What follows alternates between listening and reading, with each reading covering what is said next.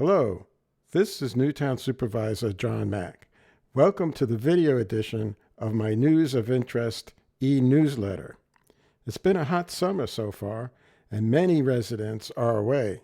Sometimes things happen in the summer without very much public attention, but things have been happening this summer in Newtown Township that Newtown area residents should be aware of.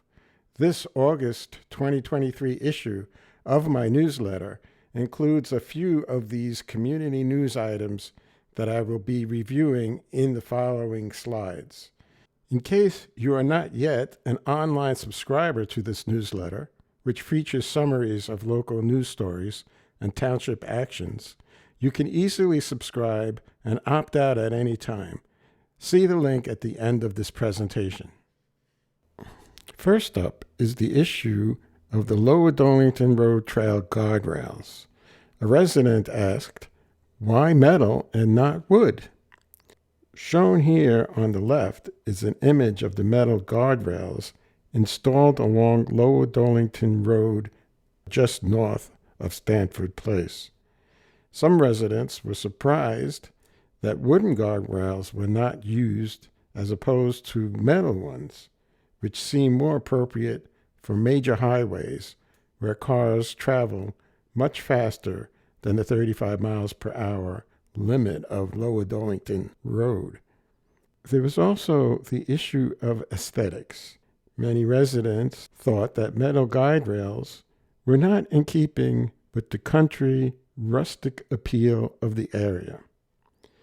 Of course, pedestrian safety is the guiding factor in choosing the proper guardrails, but it appears that wooden ones could be just as effective from a safety perspective. In fact, after receiving a complaint from a local resident, I did some research and found that wooden guardrails were proposed in a preliminary cost estimate submitted to the supervisors, but this was changed to metal guardrails in the bidding process. The wooden guardrails were expected to cost $24,000 versus the $93,100 that the contractor is charging for the metal ones. There are many other issues that residents are complaining about regarding the Lower Dolington Road Trail, in addition to the guide rails, whether they're metal or wood and so on. Recently, a resident sent in an email pointing out several design issues with the trail, including stop signs that are not visible or obscured by trees, and stop-ahead signs that are too close to the intersection for the designed speed of the roadway, trees planted under power lines. And another issue about the guide rail is it's set at the edge of a travel lane, and it does not meet what are called clear zone requirements. I'm not exactly sure what that means, but the resident who submitted these issues asked to have a site visit with the township engineer, and that's exactly what we will be doing. And I hope to report back on that in a future newsletter or on my blog. Because several developers have recently submitted plans for further development in Newtown, especially apartment buildings, some time ago I started a survey and I asked residents, how concerned are you about overdevelopment in Newtown on a scale of 1, not concerned at all, to 10, very concerned? And these are the results. Over 80% of 175 respondents said that they were very concerned, putting it at a level 10. And I collected over 120 comments. The next slide will show you some of the comments I received. As already pointed out, over 120 comments, 122 to be exact, were made by respondents to my survey on overdevelopment. These are just a few of the comments, and certainly not the most negative of them. One comment that seems to be negative is, we cannot allow greedy developers and businesses dictate to our community what our variances should be. As reported in the Newtown Patch, a developer seeking to build a multi-story 245-unit apartment building on Lower Silver Lake Road is asking the Board of Supervisors to disqualify Vice Chairman John Mack from hearing its validity challenge of the township's ordinance.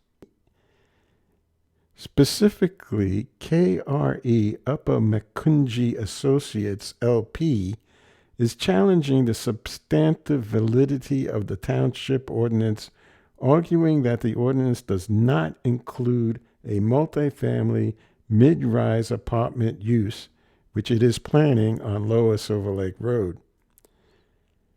Talk about greedy developers.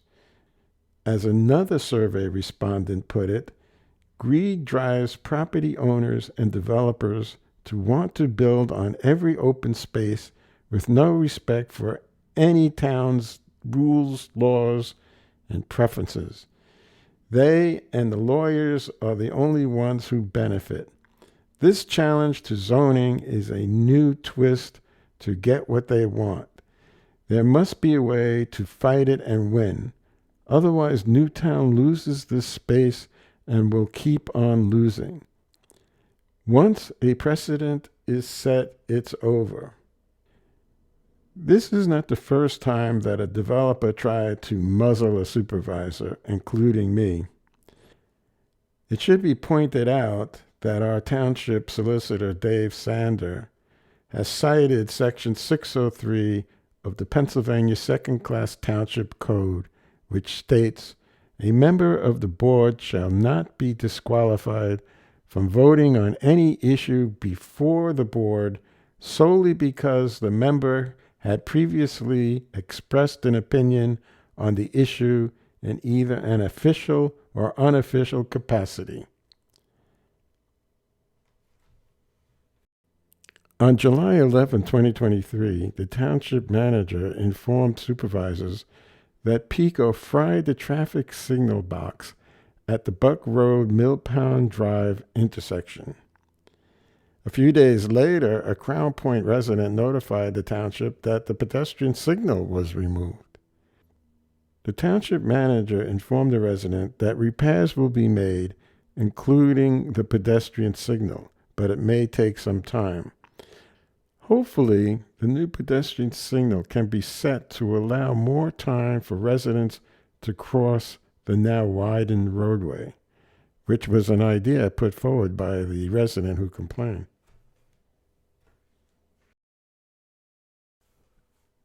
Just a couple of more items. Number one is a review of the July 12th, 2023 Newtown Board of Supervisors meeting.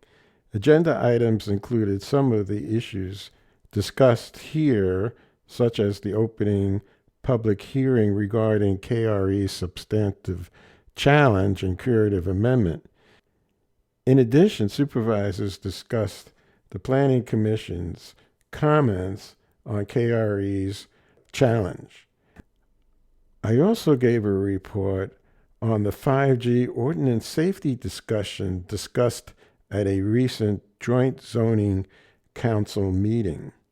Finally, we discussed the Tara Boulevard crosswalk and safety issues related to that and plans for improving the safety of that crosswalk. The last item on the list is the 2023 Newtown Beer Fest. Tickets are now on sale for this 14th annual Beer Fest to be held on Saturday, September 9th, 2023, at the Stocking Works in Newtown. The event will showcase the area's top breweries, live bands, and a number of seltzers and wines. Funds raised at the Newtown Beer Fest will benefit the Newtown Fire and Rescue Association and help in purchasing rescue equipment, safety equipment, as well as supplementing the purchase of new fire trucks. Thanks for listening to my presentation. Be sure to visit my website and subscribe to the email edition of the News of Interest newsletter.